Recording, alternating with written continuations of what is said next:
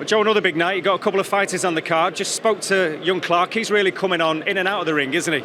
Yeah, he is. It's good to see. He made his professional debut, I think it was 10, 11 weeks ago, when Natasha won the WBC in Liverpool. Since then he's fought on Kieran Shaw and Bolton, and here he is now going fighting at Manchester Arena. We've had many a good night there at Manchester Arena. The odd bad night, but many a good night. And I've said to Clarke to enjoy the moment, because this will be hopefully the first of many that he'll be there. Right.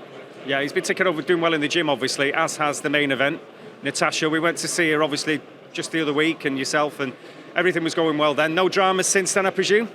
No, just Tash a bit late this morning, that's all, like as always, Miss Jonas. So anyway, no, Natasha's in great shape. I was a bit nervous at the end of last week because camp had gone so good. I'm always trying to criticise her or pull her up on something just to make her switch on, but she's just been absolutely bang on, got good sparring, and she's in a very tough fight. Another world champion, unification, and she's only lost once to Carissa Shields in Detroit.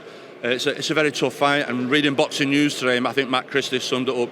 It's great matchmaking, and it's a great fight, and it's a nip and tuck for fair. And, I mean, I know she's a decorated amateur, Natasha, but it's the first southpaw as a pro she's ever faced. So what have you been thinking, or what have you done to prepare for that? Well, she's had great southpaw sparring. Clarke Smith was on the bill, southpaw. Callum Thompson, southpaw. And we brought some good girls in as well, southpaw. So, yeah, she's had a diet of southpaw for the last few weeks. And, yeah, we've been working on things. And we've got to look at Marie as well. Marie can box on the back foot. Marie can also box on the front foot. She's got good feet. She's got good hands, and she's very game. She comes from a karate background. I think it's 5 black belts or whatever. So she's game. She can take a shot, and I think she'll be looking to use her size and her strength in the fight to sort of like tie Natasha down the straight. But it's a tough fight. A lot of pressure on Natasha, isn't there? I mean, again, because the women's fights have been so good, and, you know, obviously GB fight is right up there. I know Savannah came short a little bit against Carissa, but pressure on Natasha being that pioneer that she's always been, and you know, spearheading the charge again, isn't she? Yeah, no, exactly. Listen, it was the beginning of the year on the car, and broke Bill Natasha sort of like lit the torch paper for the women's boxing this year. It was already up there, but it got the momentum going, which seen Savannah and Carissa's fight. We've had some great. Katie Taylor fought the other week. Chantel Cameron had a great win at the weekend. Yeah. And sort of like Natasha sort of like kicked that off, winning the world title, and everyone was pleased for her. Everyone was saying, oh, she just missed out with Katie, beat Terry but didn't get the decision, but now she's a world champion, and to have that in front of 20,000 was brilliant. Now she's gone to Liverpool in front of old fans, won another world title, and she's here now for another world title and the ring belt. And for a lady 38 years young, she's still hungry for more success. And still wants to, as you mentioned, Chantal, which was brilliant, she wants to be the number one at the end of the year, fighter of the year. That's the goal, I suppose, isn't it? Well, it is. I think more so from where she's come. I've said it's like one of the comebacks of the year, story-wise, for her.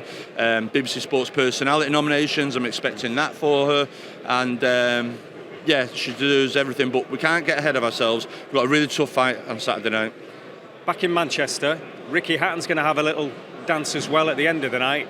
I don't know about, I've never been in this venue before. You had your dancing shoes on in here any time, Joe? No, I haven't, mate. But I will do in the future, Dom. That's guaranteed. Well, the arena, it'll be good to see Ricky have a little, the Blue Moon and all the rest of it. Yeah, it's good to see him with Barrera there. He's a legend. Yeah. I think Barrera last time boxer, he got beat by Amir Khan. Yeah. But for the two of them to move around, and then I've heard talks, there's a chance of a Mayweather-Khan, there's a Mayweather-Hatton. Personally, I'd love to see Ricky move around with Cotto or Junior Witter, them type of things. But listen, it's great to see Ricky and see the band playing the other day in that as well. So, like for Natasha and Clarke used to come and watch Ricky, and now he's on his undercard as such. So that's it. I think you got a job to do now, Joe. Cheers, thanks, Dom. Thank you, mate. Cheers.